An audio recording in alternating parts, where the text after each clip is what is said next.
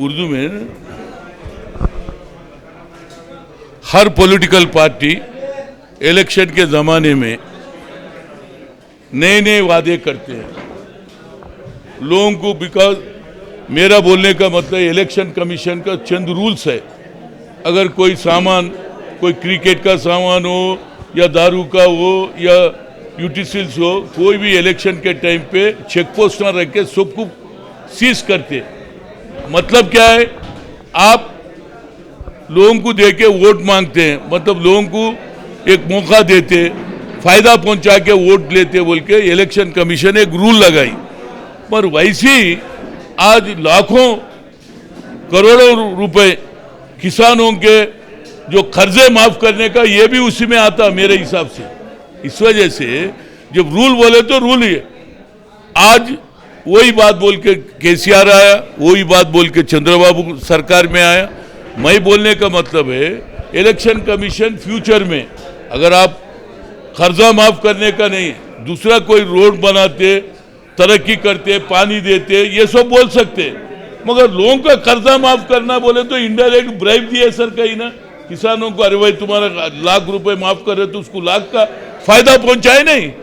तो इस वजह से इलेक्शन कमीशन भी सोचना है। और दूसरी बात, आज हमारे स्टेट बैंक ऑफ इंडिया के अरुंधति भट्टाचार्य चेयरमैन क्या बोली, हमारे ऊपर ज़्यादा प्रेशर कर रहे, हम ऑलरेडी परेशानी में है, 3 महीने से हमारा बैंक का परेशानी में, हमारे ऊपर ये जो कर्जा माफ करने का उन्होंने अपना नहीं दे सकते बोल के इनडायरेक्ट, मतलब हम मुश्किल में है, ऑलरेडी कर्जे में है, हमारा बैंक का बोले तो ये कब देंगे, कब तक। अब नया फसल शुरू करेंगे, बारिश का ज़माना आ गया, किसान एक तरफ से कर्जा माफ के वजह से जो बनने वाला भी नहीं बना, पुराने वाले तो नहीं बने, पुराने वाले तो बने ही नहीं, कोई बनना चाह रहा था वो भी क्या देख रहा भाई इसमें माफी में आता हो, तो वो भी नहीं बना।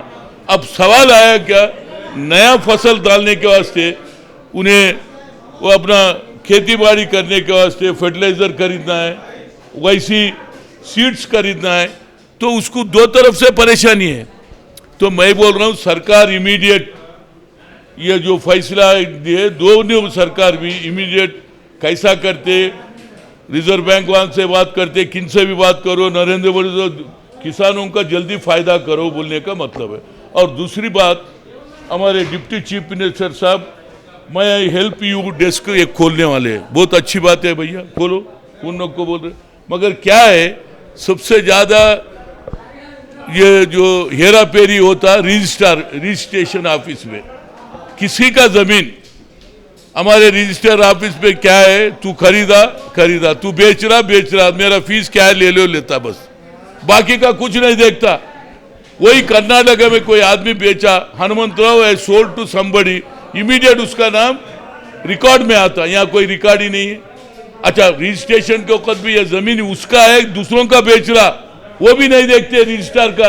पहले वो देखो डिप्टी सीएम साहब, जो भी आपके पास आते हैं, आपके पास रजिस्ट्रार ऑफिस में आते हैं, जो गांव में बेच रहा चारा, जो सिटी में बेच रहा, अब फर्ज करो अंबरपेट में एक जमीन बेच रहा, वो अंबरपेट की जमीन तहकीक करने वाला कौन है, वहां का यजमान वो बोलना यस इनका जमीन है, इन्होंने दूसरों को बेच रहा, वैसा कुछ नहीं।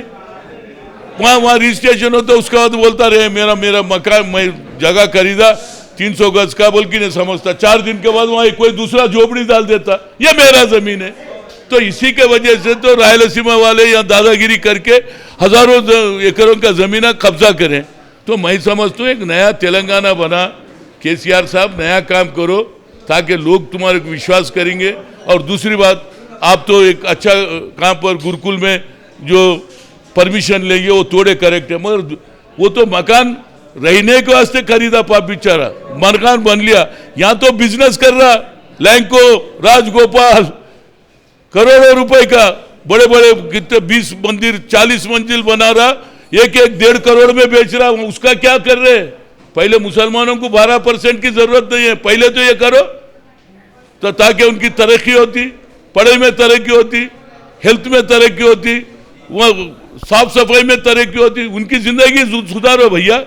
वक्त प्रॉपर्टी कोई खरीदना नहीं, कोई बेचना नहीं है, लीज को दे सकते। ये कैसा बेचे, इसके ऊपर निकालो, पहले उनके ऊपर से 250 करोड़ों रुपए लेकर आके मुसलमानों के हित में काम करो बोल रहा हूं मैं।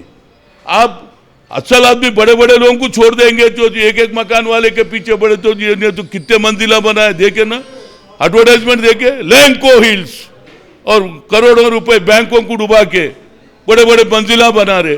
तो हमारे केसीआर साहब पहले इसके ऊपर तवज्जो दो, महमूद अली रेवेन्यू मिनिस्टर साहब इस पे तवज्जो दो, रजिस्ट्रेशन में एक नया तरीका निकालो ताकि लोग तुमको तारीफ करेंगे। ये मेरा सलाह है।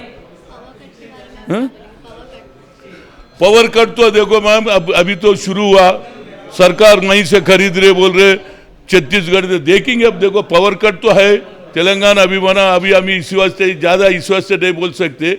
पावर कट अब कितने दिन में खरीदते, 4 दिन संभालेंगे, उन्हें जितने दिन के बाद देखेंगे, 1 महीना के बाद पावर कट ऐसी रहेंगे तो जब मैं मीडिया के सामने आऊँगा। अब तो ज़मीनों के सामने, अब तो किसानों के सामने आया, बाकी का फिर आपको मिलूँगा। नमस्कार।